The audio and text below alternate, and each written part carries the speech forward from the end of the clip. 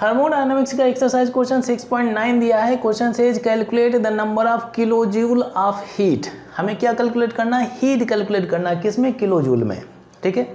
Necessary to raise the temperature of 60.0 gram of aluminium. Metal क्या दिया हुआ है? एल्युमिनियम दिया है। From 35 degree Celsius to 55 degree Celsius. मतलब यह है कि 60 ग्राम एल्युमिनियम का टेम्परेचर 35 डिग्री सेल्सियस से 55 डिग्री सेल्सियस बढ़ाने के लिए कितना हीट देना पड़ेगा, वो हीट आपको कैलकुलेट करना है।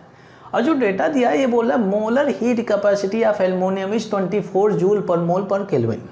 ये दिया हुआ है भाई। ठीक है। जो हीट ट्रांसफ़र का जो फार्मूला होता है, ध्यान दीजिए, हीट ट्रांसफ़र का फार्मूला दो फार्मूला होता है जो आप लोगों ने सीखा होगा। एक होता है आपका स्पेसिफिक हीट का से रिलेटेड और एक दूसरा होता है मोलर हीट कैपेसिटी से रिलेटेड। ठीक है।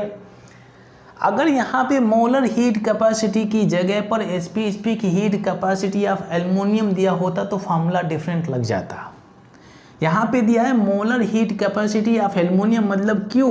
मोलर हीट कैपेसिटी और हीट ट्रांसफर के बीच में फार्मूला क्या होता है? Q is equal to N, number of moles of substance या मेटल जो भी दिया हुआ है, और ये हो गया CM मोलर हीट कैपेसिटी जिसका डेटा दिया है, और ये हो गया आपका टेम्परेचर चेंज। ये फार्मूला हो गया। ये फार्मूला आपको यूज करना है जब कभी भी आपको मोलर हीट कैपेसिटी दिया है। ठीक है। मोलर हीट कैपेसिटी दिया है। अगर यहीं पे अगर स्पेसिफिक हीट कैपेसिटी दिया होता तो आपका हीट ट्रांसफर का formula Q is equal to हो जाता, ये M हो जाएगा मास ऑफ द सब्सटेंस, और ये CS स्पेसिफिक हीट कैपेसिटी, और डेल्टा T हो जाएगा चेंज इन टेम्परेचर। ये formula. S means specific heat capacity, M means molar heat capacity. तो आप ये देखिए डेटा क्या दिया हुआ है। डेटा के आधार पर आपको हीट ट्रांसफर का फार्मूला यूज करना है। मोलर हीट कैपेसिटी दिया है, हम ये फार्मूला यूज करेंगे। ठीक भाई। अब इस फार्मूला को यूज करने के लिए अब देखिए हीट, ये हीट ट्रांसफर को रिप्रेजेंट कर रहा है। ये number of moles of metal या सब्सटेंस को रिप्रेजेंट कर रहा है। मोलर हीट कैपेसिटी को ये रिप्रेजेंट कर रहा है। Delta T change in temperature ये रिप्रेजेंट कर रहा है। पूरा डेटा दिया हुआ है भाई। डेल्टा T क्या है? Delta T is equal to, यहाँ पर अगर आप देखें 35 degree Celsius to 55 degree Celsius temperature increase हो रहा है। तो delta T is equal to क्या होता है? Final temperature minus initial temperature. Initial T2 minus T1 is equal to यहाँ से 55 degree Celsius minus 35 degree Celsius. हाँ ध्यान दीजिए, बहुत एक इंपॉर्टेंट इन्फॉर्मेशन। जब कभी भी टेम्परेचर चेंज, चाहे आप डिग्री सेल्सियस में निकालें चाहे केल्विन में निकालें, हमेशा सेम ही रहता है। तो इसको अगर आप देखें 55 माइनस 35 इज इक्वल टू क्या हो जाएगा? 20 डिग्री सेल्सियस। 20 डिग्री सेल्सियस, और ये 20 केल्विन के बराबर भी होगा, क्योंकि ये टेम्परेचर चेंज है ना भाई। डिफरेंस इन टेम्परेचर चाहे केल्विन में हो, चाहे फ़ारेनहाइट में हो, चाहे डिग्री सेल्सियस में, ये सेम ही रहेगा, सेम रहता है। अगर आप चेक करना चाहें तो कर भी सकते हैं। 55 डिग्री सेल्सियस को आप केल्विन में कन्वर्ट करिए, 35 डिग्री सेल्सियस को भी आप केल्विन में कन्वर्ट करिए, दोनों को सब्ट्रैक्ट करिए, आपको 20 केल्विन ही मिलेगा। ठीक है। तो आप बिल्कुल इस पर आप सोचे नहीं कि मैंने 20 डिग्री सेल्सियस को इक्वल टू 20 केल्विन क्यों किया है, क्योंकि ये डिफरेंस इन टेम्परेचर है और ये हमेशा ही सेम ही रहेगा। ठीक है भाई। अच्छा, CM मोलर हीट कैपेसिटी, ये हो गया CM chief minister.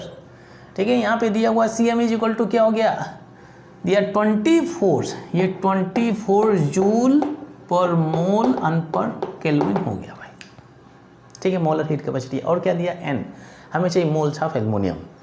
Mass of aluminium दिया है और मास को हम कन्वर्ट कर सकते हैं मोल में बहुत ही आसानी से। हमारे पास में फार्मूला क्या है भाई?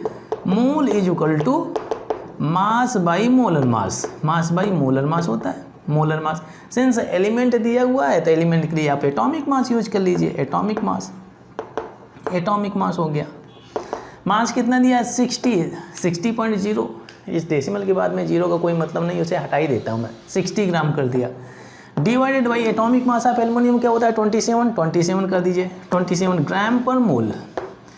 ये ग्राम ग्राम कैंसिल हो जाएगा, यहाँ से 60 डिवाइडेड बाई 27, यहाँ से मोल हो गया भाई, मोल। ये एल्युमिनियम आपको मिल गया। इसको डिवाइड नहीं करते, बाद में हम डिवाइड कर लेंगे लास्ट में। ठीक है। ये मिल गया। चलिए फार्मूला लगाते हैं। हमें कैलकुलेट करना है Q, हमें कैलकुलेट करना है Q। तो यहाँ से Q हीट ट्रांसफर है, यही तो बोल रहे ना अभी हीट, और हीट हमें कैलकुलेट करना है किसमें, किलो जूल में, ठीक है। तो Q इज इक्वल टू क्या हो गया, N की वैल्यू क्या हो गया, मोल्स होता है, number of moles of substance. तो N की वैल्यू क्या हो गया 60 डिवाइडेड बाई 27 और ये मोल हो गया, यूनिट भी लिख देते हैं, मल्टीप्लाइड बाई CM का वैल्यू दिया हुआ 24 इट इज जूल पर मोल अन पर केल्विन, ठीक है, अनमल्टीप्लाइड बाई डेल्टा T। अब देखिए हमने केल्विन में इस टेम्परेचर को क्यों लिया हुआ, क्योंकि मोलर हीट कैपेसिटी में अगर आप देखें केल्विन दिया हुआ है, अगर डिग्री सेल्सियस होता है तो डिग्री सेल्सियस ही टेम्परेचर यूज करते हैं। तो टेम्परेचर की यूनिट आप डिसाइड करेंगे based on the unit given in molar heat capacity, ठीक है भाई। तो यहाँ पर केल्विन दिया ताकि हम कैंसिल कर सकें, तो यहाँ से 20 केल्विन मिल गया, mole per mole cancel, kelvin per kelvin cancel, बचा क्या जूल। तो यहाँ से अगर आप सिंप्लीफाई करना चाह रहे हैं तो जो भी डेटा मिलेगा आपको जूल में मिलेगा। हमें आंसर चाहिए किलो जूल में, तो जूल को आप किलो जूल में कन्वर्ट कर सकते हैं। अब देखिए मिला क्या यहाँ पे 60 डिवाइडेड बाई 27 मल्टीप्लाइड बाई ये 24 दिया हुआ है, अनमल्टीप्लाइड बाई ये 20 हो गया और ये जूल मिला हुआ है।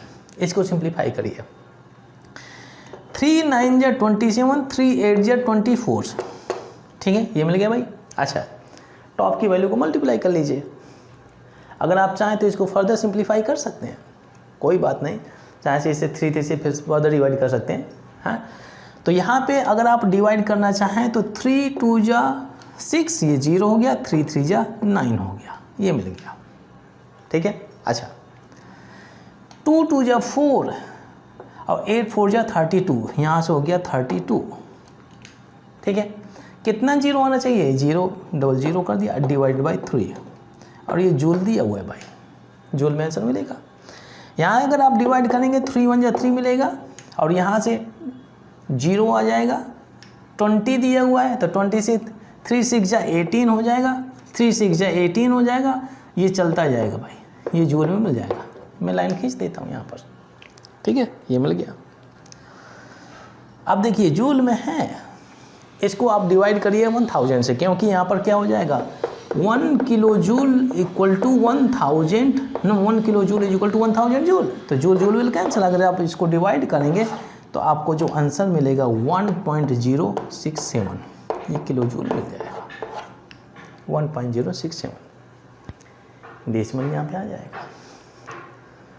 तो इतना किलो जूल का हीट हमें चाहिए 60 ग्राम एल्युमिनियम को हीट करने के लिए, ताकि इसका टेम्परेचर 35 डिग्री सेल्सियस से 55 डिग्री सेल्सियस इंक्रीज हो सके, ठीक है। बहुत ही इंटरेस्टिंग क्वेश्चन है, ठीक है।